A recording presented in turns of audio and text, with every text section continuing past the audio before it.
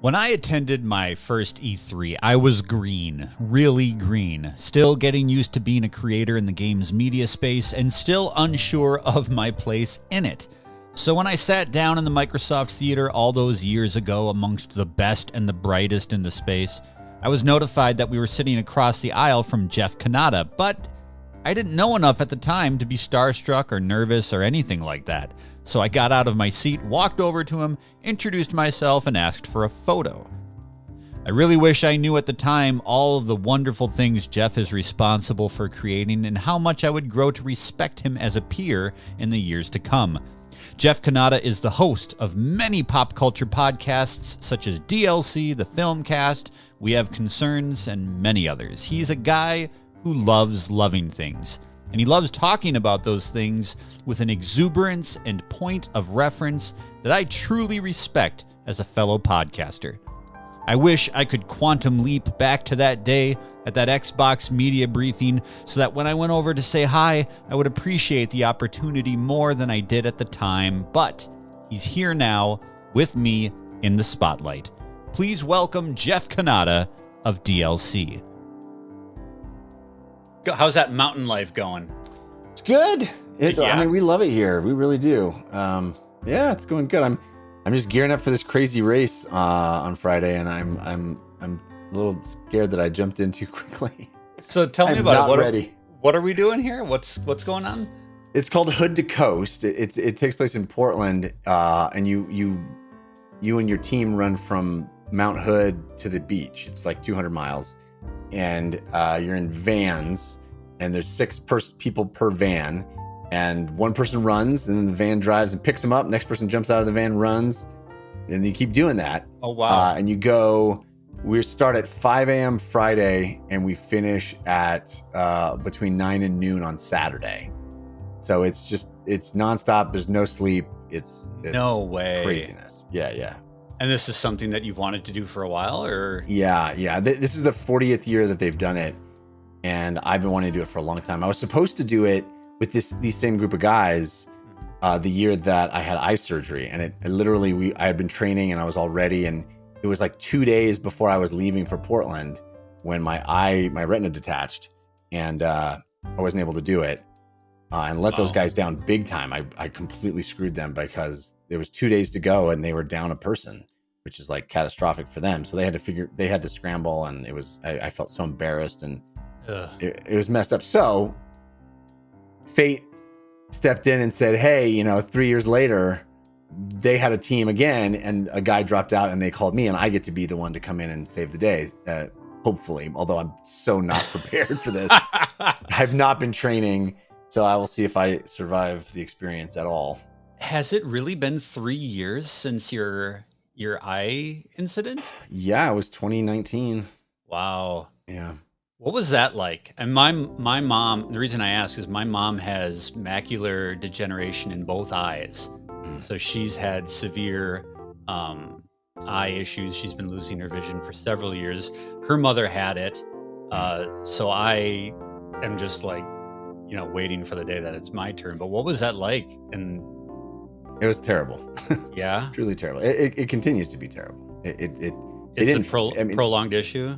Well, I now have that eye. I have this crazy wavy kind of broken. There's no straight lines in that eye anymore.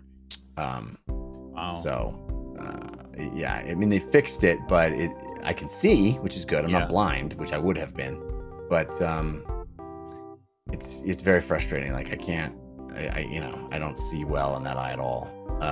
So I wouldn't wish it on my worst enemy. It was it was a truly terrible experience. Let's talk a little bit about your move out to Colorado was for family, for health, for just making your life better. And did you grow up in California? It's like California been home the whole stretch.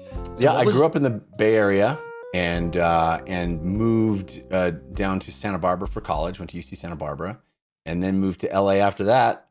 So I've only ever sort of slowly moved down the coast of California.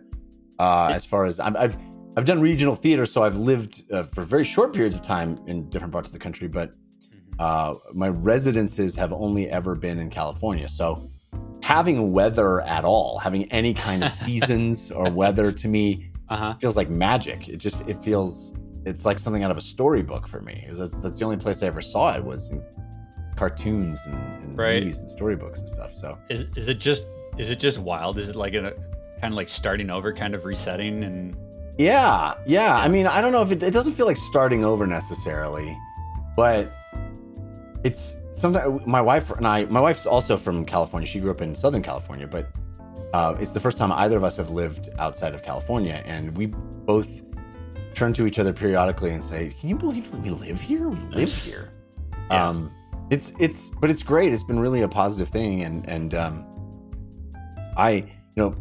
there's lots of folks that we meet and run into, and parents of our kids' classmates and stuff, who are always like, "Oh, you're gonna hate the snow. It's gonna get frustrating. You're not gonna like the cold, all this stuff." And we went through the first winter, and my hope is that my opinion never changes, because I just loved it. I thought it was so cool, and even like shoveling the driveway. Yeah, it was it wasn't fun, but it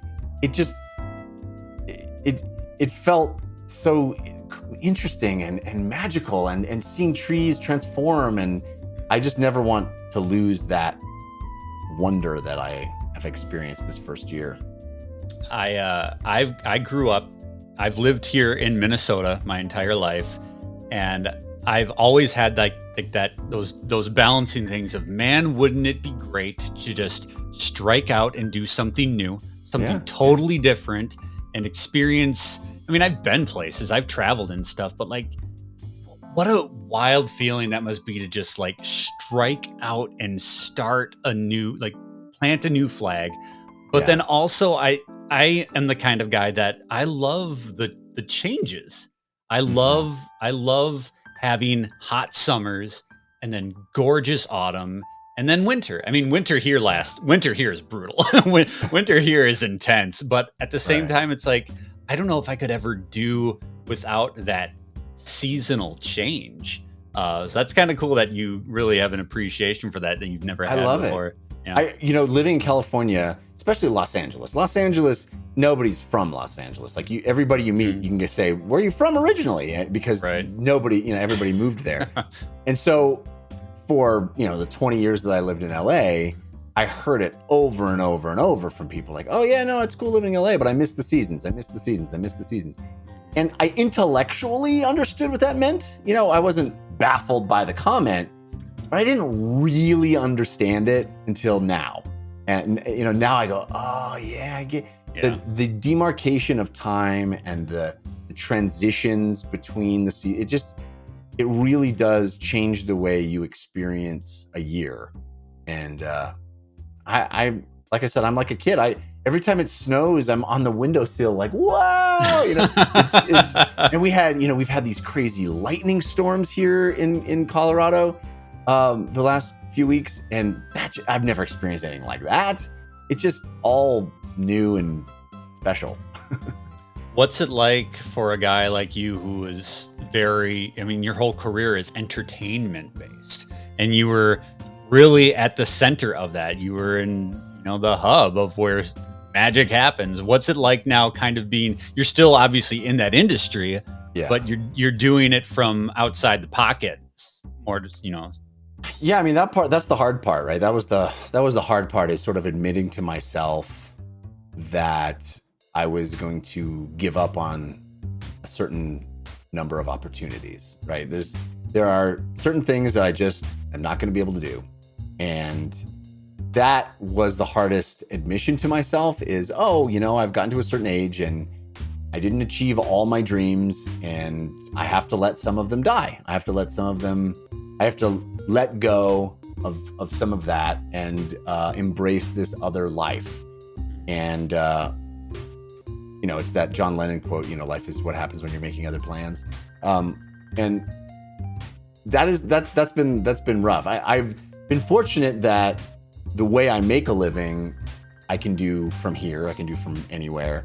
And I've also been fortunate that I've had a number of really cool new opportunities that have still been possible remote or allowing me to travel or whatever. But the truth is that there's just going to be fewer entertainment opportunities for me going forward because I'm not in LA or New York or Vancouver or whatever. So that was a hard not realization, but admission to myself that. But I tell you, COVID helped. Right? Yeah. Sure. I think. I mean, I'm the cliche of the that we heard all reported all through the news. You probably have other friends that you've heard do this that just kind of realized during COVID that they didn't have to live where they'd been living. And I think if COVID hadn't happened, we would never have made this move. But because COVID happened and everything slowed down anyway, and it was just sort of like, well, life, what is life? What is this life? What is, you have all these hard questions. I think that kind of allowed me to admit things to myself that I may not have otherwise. Kind of like a realigning of perspective and just what's, that's kind of important. Yeah. Yeah. It's kind of part of the reason that I'm doing these chats is over the last, when COVID happened and everything started shutting down, looking back on it, it felt like it was right at the culmination of that final E3 that was going to happen. And I had lodging booked, I had airfare booked, like I was ready to go. Yeah. And it was going to be my big year. Like I had things aligned with creators that I knew. I was going to work with people and really put my best foot forward for my third time out there. And then boom, COVID happened. And ever since then, I feel like so many of the people that I interacted with online kind of retreated to their pockets. Like we all adjusted to our normals and our biospheres of content creation. And I feel like I've lost a lot of connection with folks that I was just ramping up towards. And so I wanted to have these like face-to-face conversations with folks again, to just really reconnect and let people know how appreciative I am of their friendship or the opportunities that they've given me. And I've had so many phenomenal conversations these last couple of weeks with people that I really respect and admire. And when things do start to open up again, do you think you're going to adjust again? Like, do you see yourself going back to E3 or going to Summer Game Fest, or are you on a different path, do you think, where you're just going to do things your own way?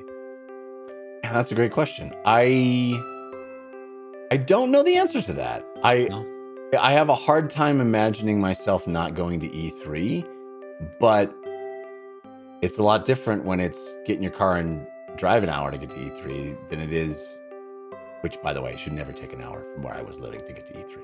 I say drive an hour, but it really was an hour, but it wasn't an hour away. It wasn't an hour distance away from my house. Very close to my house. It was a 20-minute walk, but an hour drive. Yes. Anyway, it's a big difference between, driving there and coming back and sleeping in my own bed and waking up and going back to E3, multiple days. Then it is like, okay, well, I get the flight and I get the hotels and I tell the family I'm not going to see them for a week and all that stuff. So when push comes to shove, I don't know. I don't know if I'll be able just logistically to do it. I'd like to think that I will, but I also feel like a lot of that stuff is already moving to a place where you kind of don't have to be boots on the ground to cover it, Yeah. So the answer is I don't know. I don't know. Yeah, I watched some of the Gamescom is happening right now, and PAX is coming up, and I've kind of been I can't afford to go this year anyway, but I've kind of just been like watching from afar to see like, I'm very curious to take the temperature on how everybody thinks this is going to work going forward, because nobody really knows. Yeah. E3 could come back and like people could be just hungry for that and it could be fine. Or it could come back and everybody's like, we don't need it anymore because we're doing all this other stuff. Yeah, I'm curious. I mean, I was one of the people that rang the death knell for the movie industry during COVID. I was like, this is it. The movies are coming out on streaming services. Like, nobody's going to go back to the movies. And it's like, no, we want to see Maverick so badly. Yeah. And I was like, well, I guess I was real wrong about that one. And Top Gun is like the 5th highest grossing movie of all time. People are just like, yes, give us a big screen experience, please. I need it. So it's wild. Maybe you're right. Who knows? It's hard to predict, I think, whether people will, like you said, just be hungry for normalcy. And you tackle a lot of different entertainment industries. You do coverage on the video game industry. You do a movie podcast. You're even into sports now. Yeah. So, is that all kind of going through a flux? I mean, obviously your fan control football thing, that's kind of like a result of everything going to a digital migration, right? Talk a little bit about that. In a lot of ways, it is the marriage of live sports and video games. I mean, very, very, very explicitly, like that's the intent. So, yeah, I think I hope fan-controlled sports and entertainment continues to be successful, and I get to be attached to it. I'm having a blast working with them, and I think the product that they put on the field for season 2 of their football league was phenomenal. So much fun to watch, and I think they're just going to get. If they continue to be able to find an audience and get funding and all that stuff, I think they'll be able to do some really cool stuff. They're doing basketball next. Oh, really? I don't know how involved I'll be in that. I hope I am. I really want to. But I never thought I'd be calling football games from the booth. Like, that is a total dream come true for me. So that's been a treat, a real delight. I one of those things that I could never see coming, but has been an awesome opportunity. Do you kind of feel blessed? Like, I feel like your career has been a lot of really high marks, but yet constantly changing and doing new things. You had a really great run with the Dungeon Run. Yeah. I mean, you're always doing, I don't know, you don't sit in one spot, although you do have your long-standing stuff like DLC, like that's a very long-standing podcast, but like you're always doing new and different things. Do you just feel like you got kind of a charmed life right now? That I should feel that more. I do believe that is the case. I do believe that the key to happiness in life is gratitude. And I am grateful for all the things that have happened to me. But I'll be honest with you, Adam, it is all derived from a abject fear of failure. Always doing something new because I feel like everything will go away at any time. There's no certainty. So I've always got to motivate new work and find new things to do. If you keep spinning enough plates, then eventually something's always going, huh? Yeah, exactly. Because everything can go away in an instant. Yeah. So it's always been and honestly, it's also because I'm super interested in a lot of things. I'm interested in video games. I'm interested in sports. I'm interested in all these other things. And I have long felt that I would probably have been more successful if I had just picked one thing and super focused on that. And I just have never been that kind of guy. I have too many interests, and I wanted to be a stage actor, and I wanted to be a comedian, and I wanted to be I had all these different things. I just couldn't be content focusing on one.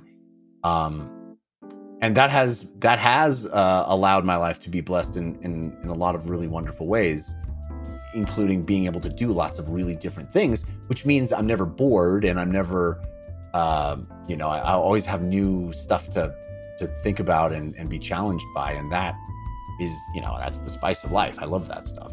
That's like a different measure of success. Like, you could say, yeah, I did one thing and I did it really well for a really long time, or I've got a shitload of stories to tell, and I've done amazing things all along the way. That's pretty cool. Like, that's pretty cool. I agree. Yeah. Let's talk for pointing that out. You're a guy that talks about you love loving things. I do. And I want to talk to you about VR, because I don't talk to a lot of folks who love VR, and I haven't had the opportunity to have a broad experience with VR. I'm a PSVR owner, but like I'm so excited about what's coming and what's next. And you're the only guy that I listen to or that I watch that is speaking that language to me and very excited about the future of VR.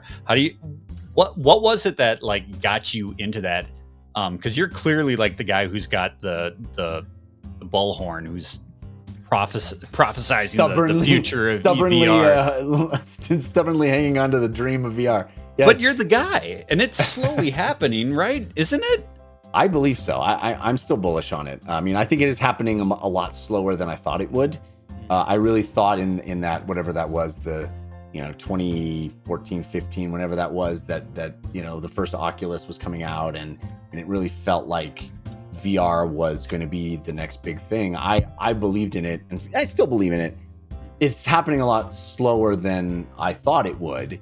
And I think it had a major hiccup. I think it didn't catch on in the way I expected it to. And there's a lot of reasons for that.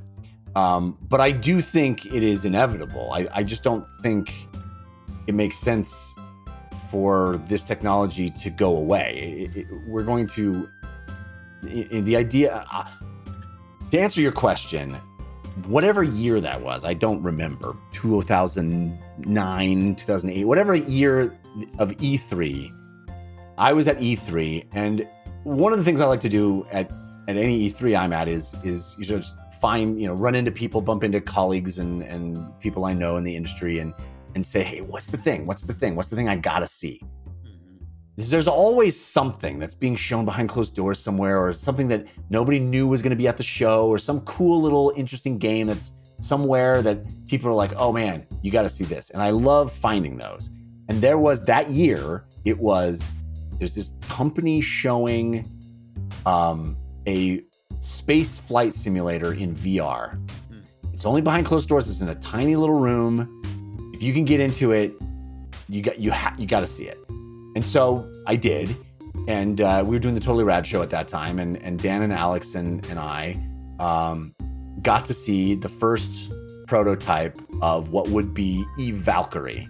It wasn't Eve Valkyrie at that time. It was just an untitled, unnamed space flight simulator in a prototype of the Oculus, which hadn't come out yet either. And I put it on and looked down at my virtual body and took off in the spaceship, and I was like, this is the thing that I've always dreamed of. This is being inside a video game.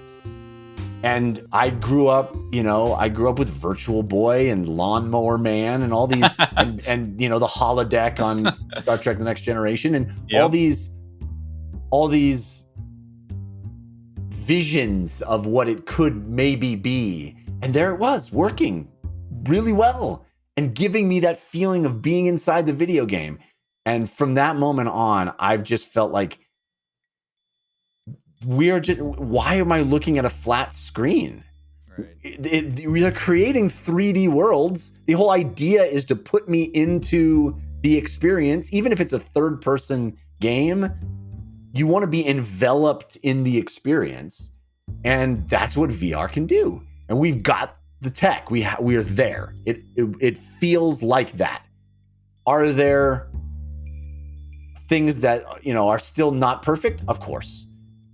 But man, it is already very compelling. It is already, the best VR stuff is so thrilling and so unlike anything on a 2D screen can do. And the other thing that I immediately understood, and I think anybody that puts on the headset gets a sense of this, is, oh my gosh, there are new ways to play video games now. There are going to be new kinds of experiences. And that to me is very thrilling, is this new threshold of interactive experiences that just weren't possible on a 2D screen, didn't make any sense. And so all those things I don't think have gone away just because the tech is a little too expensive and some of the stuff is a little clunky and we don't have the best field of view and the processing power isn't quite there yet. All those things are solvable problems.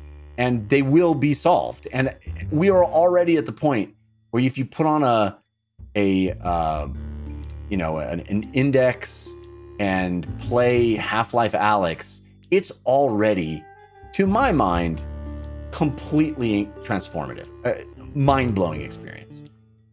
So the fact that that's just the tip of the iceberg, that's just the beginning.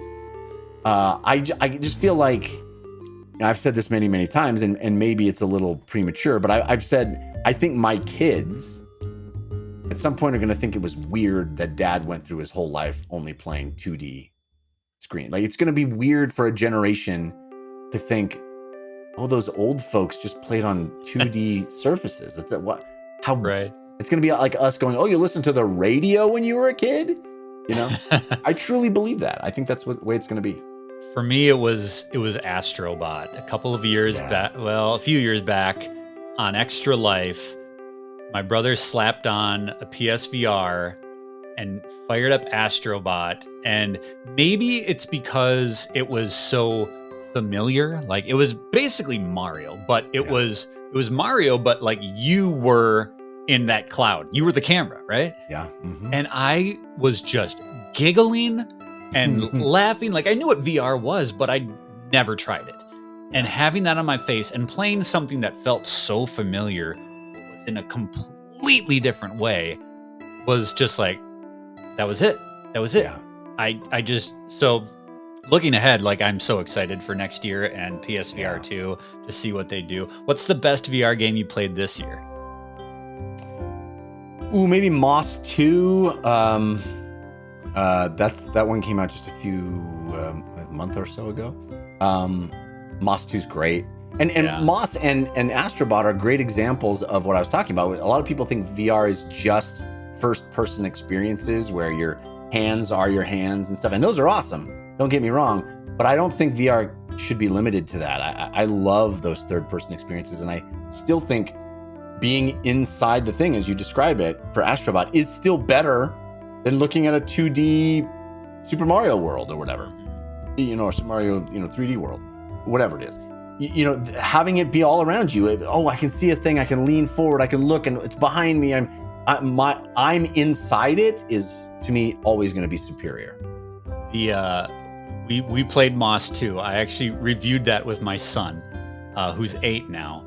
And watching him play that game and interact with Quill, the lead character, and lean in, and he uses his little controller to high five her, and just, I get a kick out of playing it myself, but watching my son experience that, like, it's a real thing in front of him, and he's just smiling. And you talk about the future and what your kids are gonna play going forward, and I love the idea that they're going to get new experiences that we could never have dreamed of at their age. You've spoken about how your son loves Mario. Yes, correct? Obsessed. He's obsessed. What's it like experiencing games that you've been hands-on with, but doing it through the eyes of your children? It's so great. I mean, I'm sure it is it's hilarious and fun, and the thing that's crazy is my kid is 5. He's about to turn 6, and he believes, as kids that age often do, that he is discovering everything for the first time.